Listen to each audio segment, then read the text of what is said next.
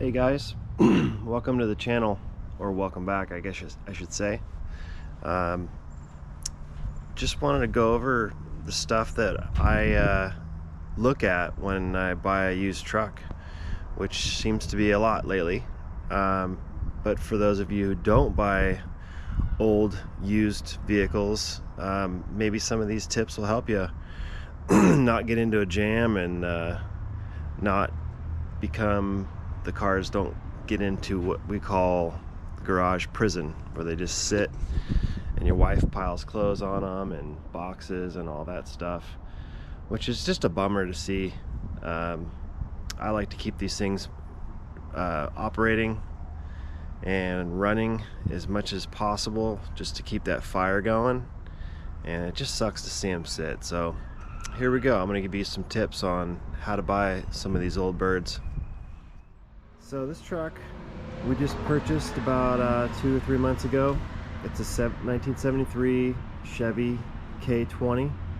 The K indicates four-wheel drive, C would be two-wheel drive.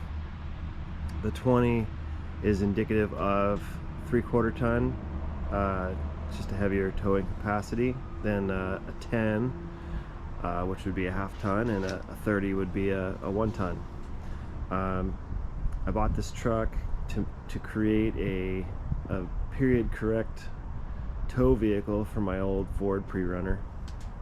Just kind of living in the 70s, I guess you could say. I like to have that nostalgia to everything, but it's not always possible when you got to drive a modern vehicle every day. So, but anyway, I found this truck up in Washington, just north of Washougal, and they're just getting super hard to find these days. So I jumped on it, and I'm stoked. I'm really happy I got it.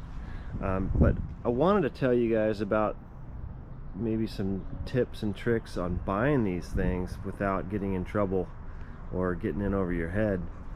I think it's really important to know the inherent issues with each vehicle that you're looking for, whether it's a Bronco or a Blazer or pickup truck like this one. Do your research, become familiar with what happens to these things over the years. And you know, it wasn't too long ago these things were not worth a whole lot of money, but now, especially in California, they are worth a mint. So hopefully this video can save you guys some bucks and save you some headache down the line, and keep your wife or girlfriend from telling you it's got to go. So that's one of the worst things I've heard. So anyway, so this truck is again a 73, and you know, it's the first year of the square body, so I feel like GM was finding their way after starting the production of this particular body style. And you know, some of those little things are the hood's bend. If you don't have a reinforcement bracket here, you can see this hood's probably been opened 250,000 times, and you can see somebody's trying to do their own little version of a support strap here. See how it's kind of bent into I guess it's just bowed.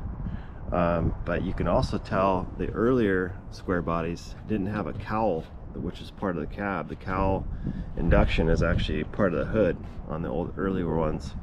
I'm not quite sure when it went to the cowl as part of the hood, but the earlier couple years square bodies, they are part of the hood. So it's a longer piece, and maybe GM went to the cowl as part of the cab as a shortening up the hood. So that's one of the inherent issues with these trucks.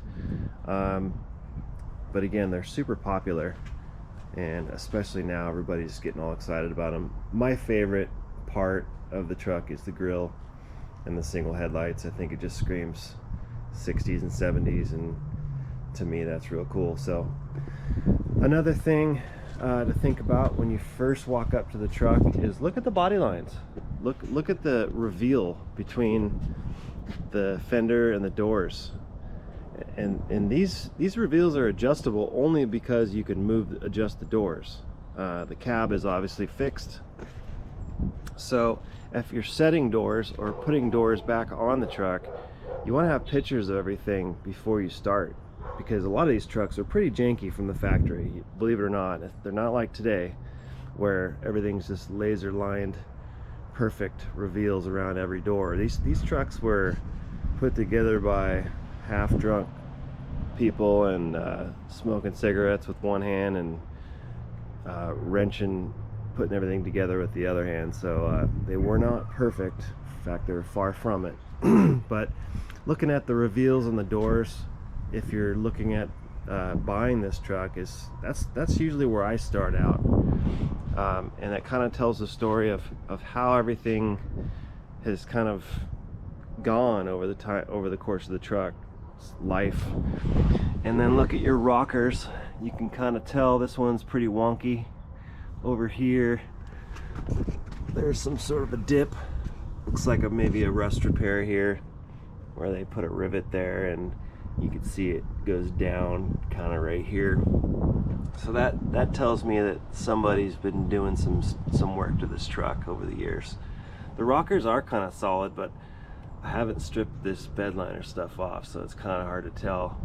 Until you get the grinder out, you really don't know. So again, reveal around the doors, and then look at the reveal on the fenders as well, so you can tell this one's pretty straight.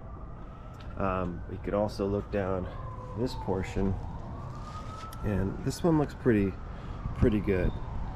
And then you go look at the hood, you can kind of see where the reveal changes a little bit, but this could be just one of those little landing bumpers. It could be out of an adjustment. And then looking down this side, it's kind of hard to tell with the shadow here in the sunlight. Let's go over to this side, and you can kind of see what I'm talking about here, where it's tight up here, but then it opens up down here. And there's a little bit more to this particular line, which is I'll get to in a minute here. Just looking around and studying all of this stuff before you hand over your good hard money to the guy. And then you can also kind of see where this one is indented right here. So that's a door adjustment most likely, or maybe even an aftermarket door, could be. And I say aftermarket door because those doors are stamped out by the millions overseas. I think somebody bought GM's tooling some time ago, but you can tell, in my experience, this door right here is probably an aftermarket door, because you can see it's close to the rocker here, but then when you get down here, it's a whole fingernail out. So nothing wrong with that. I mean, it's just not gonna win the Riddler award. But if you're just down to make it a cool driver, just like me, it's not really that big of a deal. But what I was getting at earlier with the things to watch at or watch out for is, you could tell between the cab and the door there's something going on here. It's not as evident over here, but if you look closely where this body line comes to the cab, you can see kind of where the cab is a little bit lower than this body line on the bed. The bed is hard mounted, steel to the frame. So the bed sheet metal sits on the frame, whereas the cab is mounted on rubber donuts. So whether the sheet metal crumbles around the cab donuts, usually the rubber just gives away over time. And these trucks have real stiff suspension. So whether it lived on a dirt road or carried heavy loads or towed a bunch, who knows, but the rubber breaks down, and then eventually the cab starts to settle. It's worse on the passenger side on this particular truck. You can see it right there. So don't let that scare you. Just know why. Why is this happening? Because, I mean, let's face it, the guy that drove this truck is probably not intending to do that. It's just wear and tear. So this is a significant difference over here. And in this particular truck, the body mounts are gone. Not gone, but gone in the sense of their service life is over. So so yeah, again, the bed is sitting on the frame, so there's really nothing it can happen to it. But the cab mounts, in fact, are sagging, and it's an inherent issue on these square bodies. So it happens to all of them. I've actually seen the cross member that sits on the body mounts crush in as well, but that's an extreme issue. So keeping an eye on that, and then again, it goes back to the inherent issues with these trucks and where were they. So decode the VIN, figure out what each number of the VIN means. That's really helpful to know, especially when you're buying trucks. Who knows who owned it and threw any sort of engine in it they had money for, or maybe their cousin had a 350 sitting around and it was born with a 327, or who knows what happens over the years. So just be familiar with the inherent issues. So another one that's real typical for square bodies, especially back east, is the fenders. They rot. So snow packs in here, and mud and dirt and leaves and stuff packs in here, and it sits, especially if the truck sits around for a while, and it just rots the heck out of these things. So, and a lot of times you'll see it up here too. In fact, this is actually the better side of the truck, but you can see a little oopsie there. Maybe caught a bush or a tree or something off-roading. But that's normal stuff. That's not a big deal to fix. But I'll show you the other side here. This thing's like Jekyll and Hyde. Driver's side's clean, but passenger not so much. But you can kind of see the Bondo and I'm pretty sure that's why they Linexed it. They're just hiding sins. But I can show you on the back side of this. There it is. Hopefully you can see that in there, but there's Bondo squirting out from when they just patched it just to get it done. And I understand, this thing is probably just a farm truck. Somebody wanted to just get it done, or maybe even send it down the road. So all right, and so now back to the back of the truck. Tailgates are always hammered. You can see this one goes up here and down. This is actually smushed this way, so it made it taller. But in this day and age, the cool thing that is about overseas making all these panels is tailgate is $250, and that's for the premium one. They make different levels now, which is pretty cool.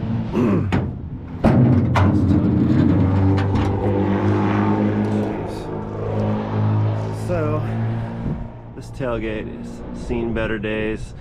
A lot of times you'll see dents in them where they go this way, and that's from the tailgate being down and with a lumber load or whatever, and then backing into something. You see that a lot even with modern trucks these days driving down the road, and you're like, how did that happen? Well, had the tailgate down and maybe didn't have a camera. So the other thing to look at is bed wear and tear. The condition of the inside of the bed is really indicative of how the truck was used.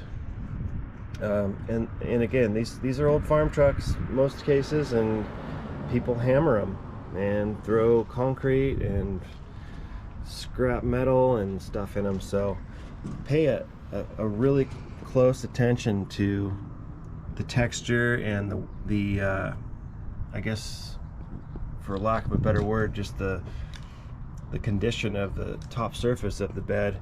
And the seam sealer is going to be gone in most cases unless the truck was restored not too long ago.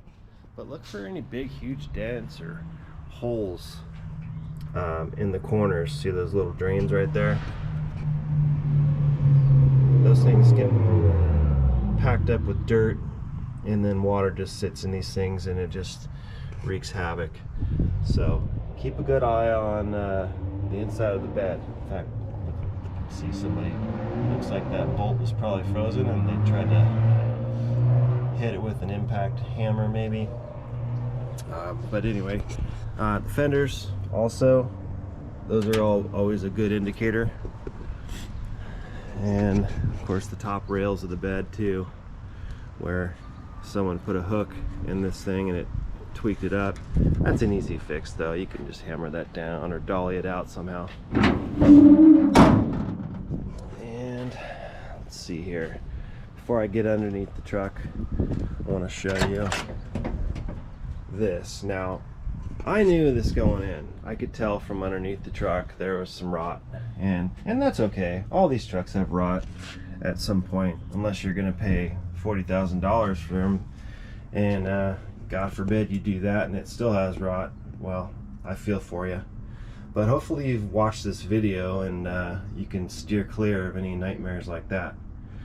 So, but yeah, you can see how people get creative.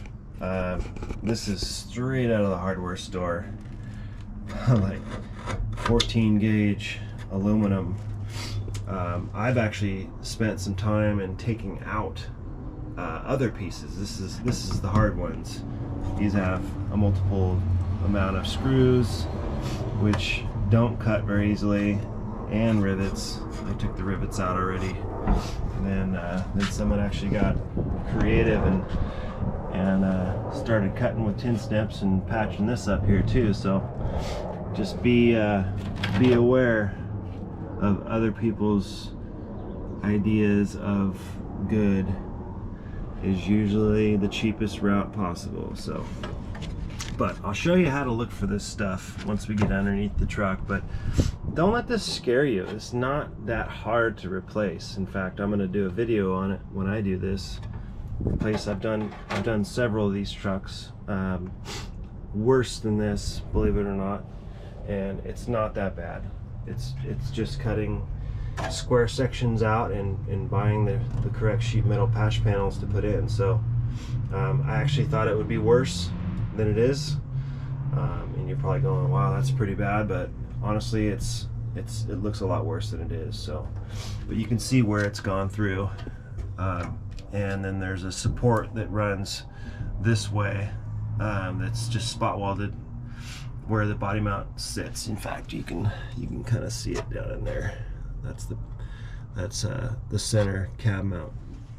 So and you could also look in the back of the cab, and hopefully you can get in there with this truck actually had a rubber floor liner in it, which is what it came with from the factory. But those are actually really, really bad, and here's why. The rubber does not breathe. The rubber seals in moisture, and guys leaving the back window slider open, storm comes in, it just starts with one, and it just one after another. But the fact that this truck is as old as it is and it still looks pretty good, and this is just surface bubbling here, it's not a big deal, but that cancer scares people, and if you don't get rid of it, you got to cut it out. You can't just expect it to go away on its own. There's treatments for it. Cutting it out is ideal. So let me pop underneath this truck and I'll show you some more stuff. Alright, so I popped the hood. I wanted to show you guys these bracing, or these braces done over the years by multiple different people. But you can see people get creative with just metal just laying around the farm. And no offense to people that live on farms, I'm just saying that you do what you gotta do, and there's nothing wrong with that. It just depends on the truck and how much time you have and how much you care about it. So it's really I'm not saying there's anything wrong with that, it's just to each his own. So you could see the crease here where the damage starts. It pinches right here because this isn't strong enough to be, I think once the hinges start rusting, that's the kiss of death. And then you start pulling on the end of the hood over here, it's just leverage, and the rust wins always. So yeah, just keep an eye on that kind of stuff when you're looking at a truck, and factor it in to your expenses of putting the truck together or driving it right away. It's really up to your standards and what you want, but just be aware of the inherent problems. Now it's a good look at the cowl and how Chevy did it originally, but you can see there was a ton of leaves and dirt and sediment from over the years just sitting here, and I had to use a vacuum to get it all out, but luckily it wasn't too bad. But what happens is water comes in here and it drains out this way, and it actually comes down behind this panel right here, and then it sits in between. Oh, you can see right here where I've cut the fender. Sorry, my dogs like to bark. So you can see where all the leaves actually will pack up. They'll fall down the cowl and they'll start stacking up in between the inner fender well and the cab. And if you live in a heavily wooded area, they'll just keep stacking and stacking and stacking. So it's really, it again just causes rust. And if water doesn't dry out, it'll become corrosive, and obviously you know the rest. So anyway, okay, so this is a 350. It's an early small block. Came with the truck. It's probably not the original engine. They used to throw these things away and just get a new one. Or maybe the neighbor had one in his backyard he threw in here. So it's what the truck came with, but just not this particular engine. I had an intake manifold and a double pumper sitting around, so I threw that on, and a fuel rail and some all new hoses and whatnot, but just basically just changed the fluids in this thing and put a fuel pump on it. It runs okay. I still need to tune it, but overall pretty clean inside the engine compartment. You can tell the inner fender wells have been changed. Those are typically wasted, but you can just tell down in here underneath the battery box is a good area for rot to start. In fact, the battery box is another place, but you can also kind of cheat and look inside the fenders in these holes and see if there's any drill holes. That's kind of an old school body technique where they drilled holes and used a screw with a slide hammer and to pop it back out. In this day and age, people just buy new fenders. So unless the dents are minimal, that's what they do nowadays. So, which is cool, but it's also a lot of subpar sheet metal going around out there. So let's see here. I have had to clean up some electrical. Let me tell you, when you see wire nuts, that's a bad sign. That means somebody is a contractor and they're using what they had to put their electrical back together or whatever. So that's never good. But everything's fixable, and you can get new wire, so it's not the end of the world. All right, let's get into this thing. All right, so now we're underneath the truck. And this is where the sins are hidden typically. A lot of people don't know what to look for, but that's why you're watching this video. So I will tell you that the end of these frame horns are usually the most susceptible to damage because, well, fender benders really.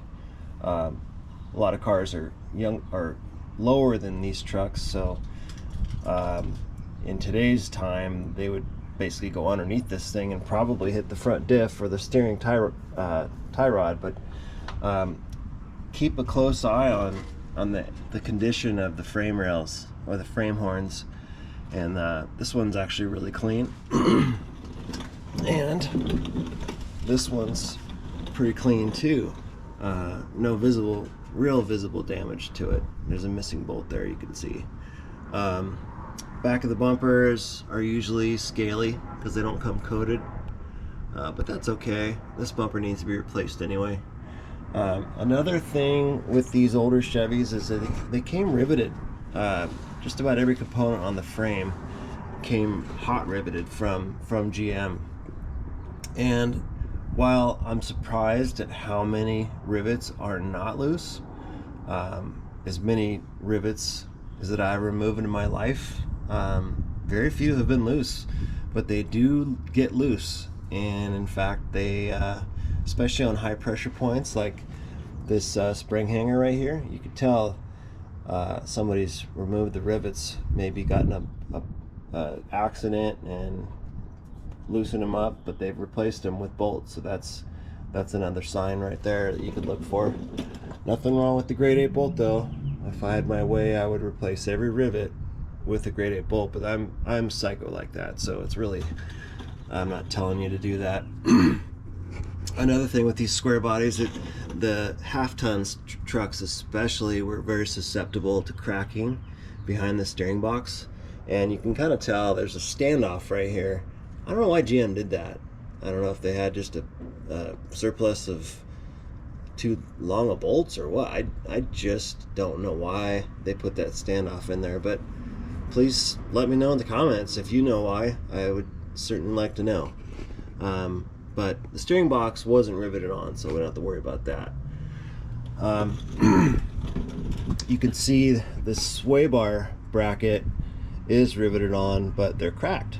And this truck has a lift on it. I think it's probably a 6-inch lift, and there were no drop-down brackets on this sway bar mount, so that is most likely why they're cracked.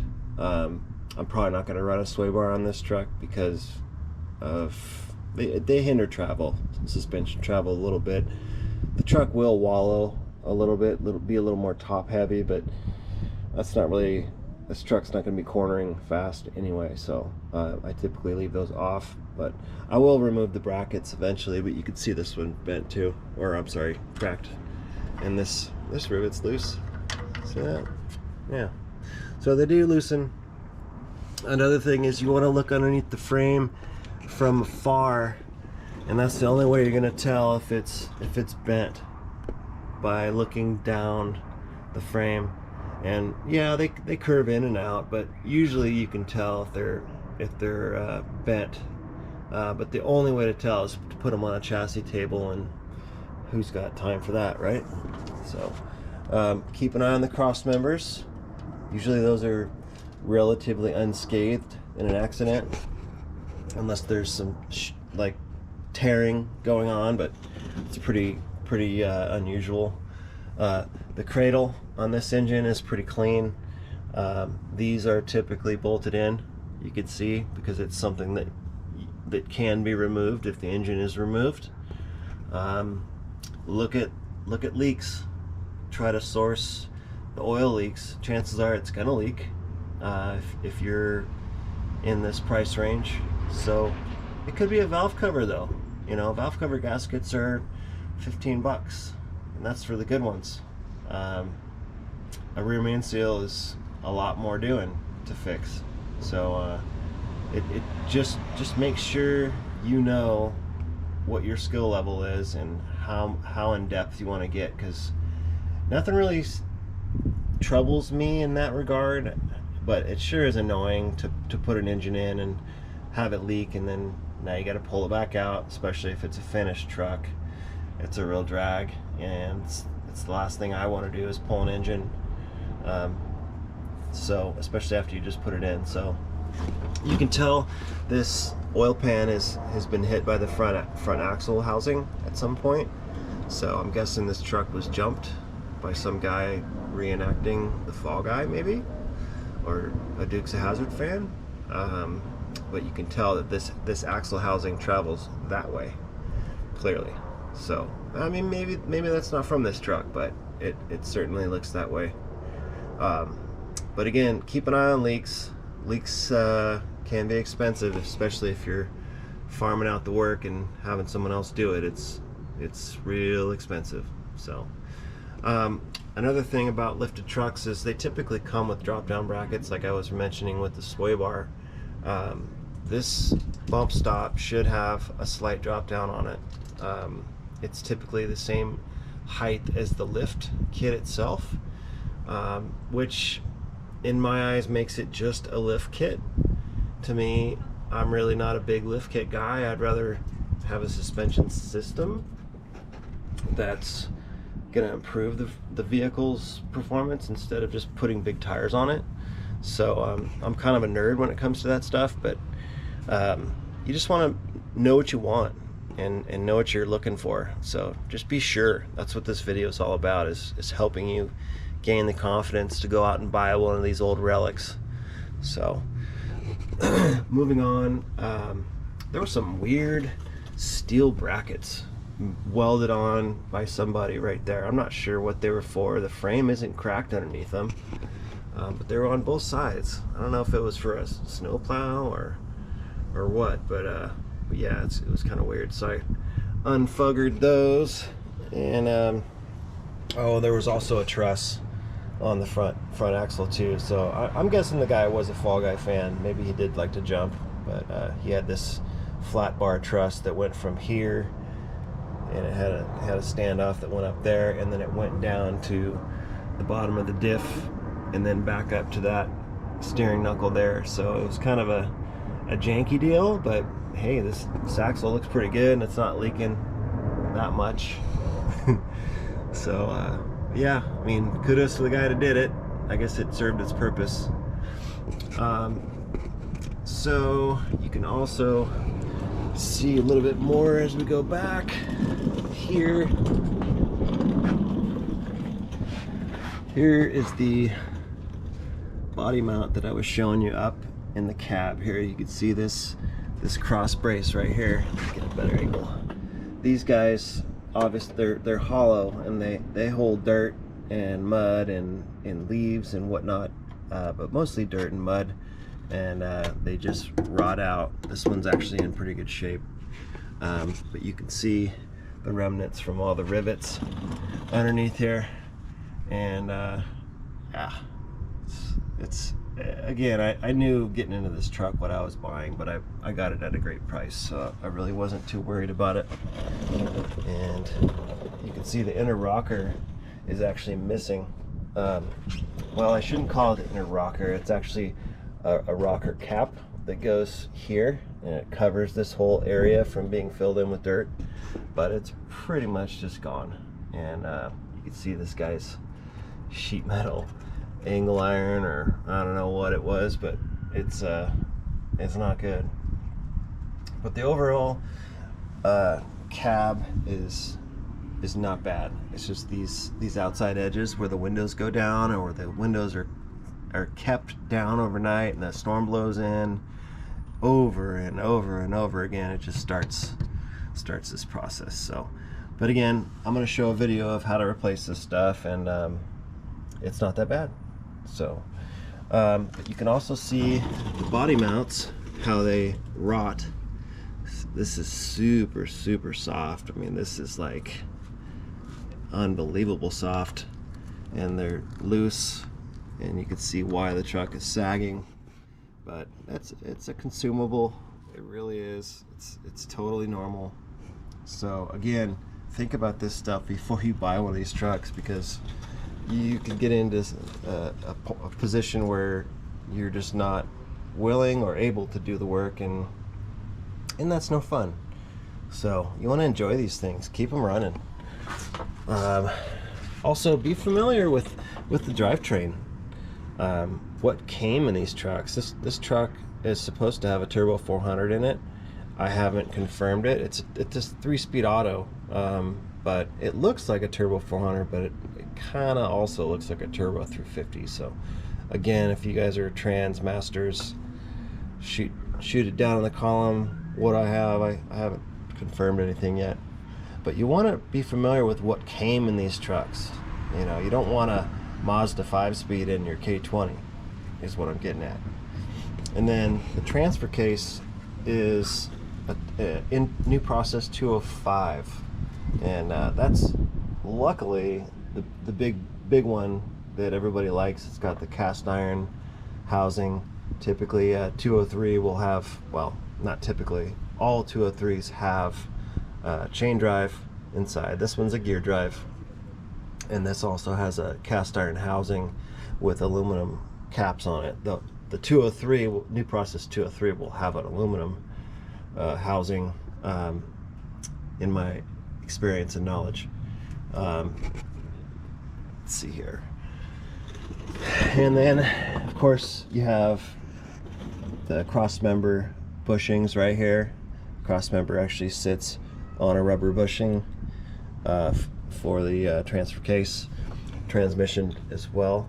Well, this is still the transfer case, but the transmission is supposed to be rubber mounted as well on this guy here. And then, of course, the engine sits on a rubber mount, so the whole thing works in unison when it's under load. So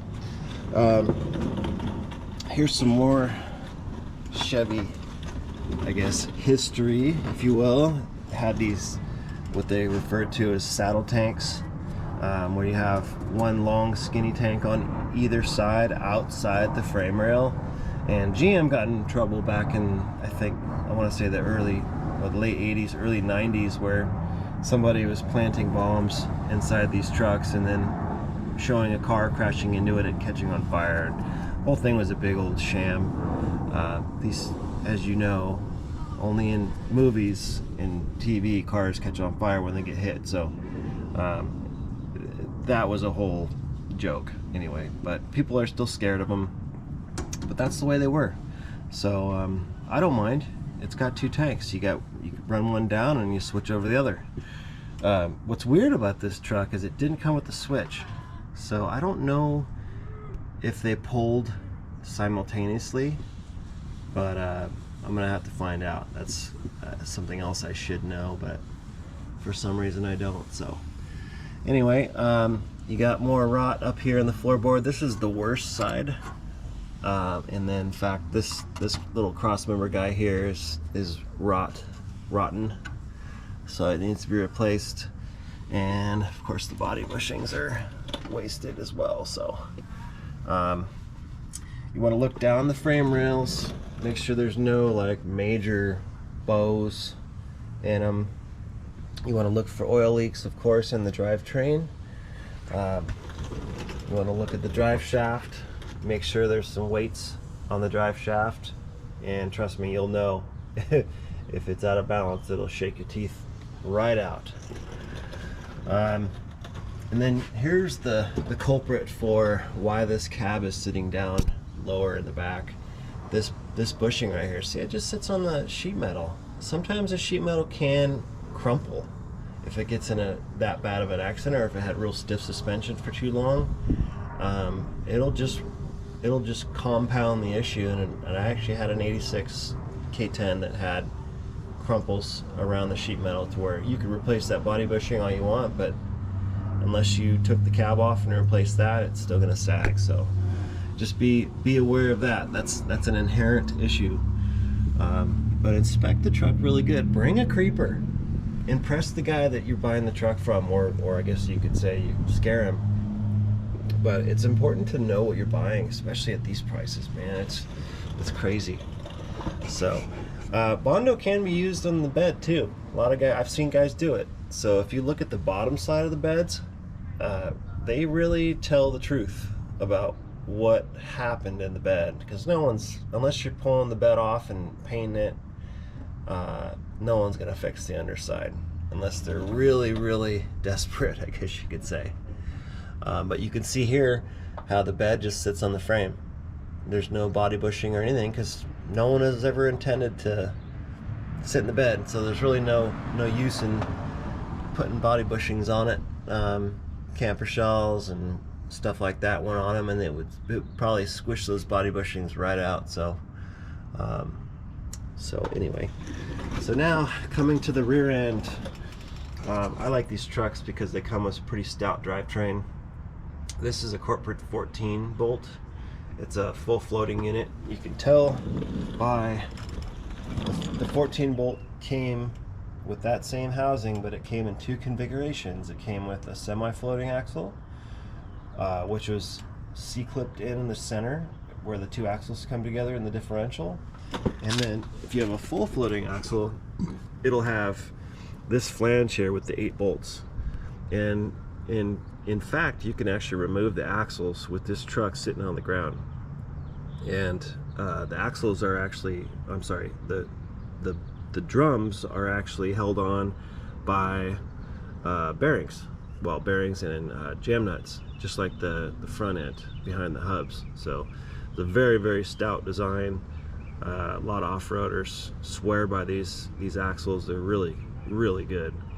But of course, you know, until you beef them up, they're pretty good. So, and pinion bearing, or I'm sorry, pinion seals leak typically. The diff covers will leak, not a big deal, but what you really want to look for is leakage around these axle tubes are actually pressed in to the differential cast, and then they're welded right here. They did a really bad job at the factory at doing this. So a lot of times if these trucks are hammered, or if they're severe duty use, they will start seeping oil here, and a lot of times that's indicative of it being bent. But it's not the end of the world. It's just, you just have to cut it out and put a new one in. So if you're up for that, don't sweat it. But it's just better not to buy one. So you really got to weigh your options when you're looking at these trucks. So you get some janky stuff like this on some muffler shop. Put this piece of angle iron in to hang the muffler pipes or the exhaust pipes. Not something I would have done, but hey, you know, got to do what you got to do sometimes. And then look at I found this the other day and I missed it.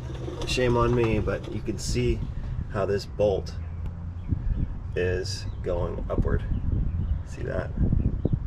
You can see the bolt. So basically the bushing inside this spring hanger, or in this spring eyelet, failed completely and it's gone.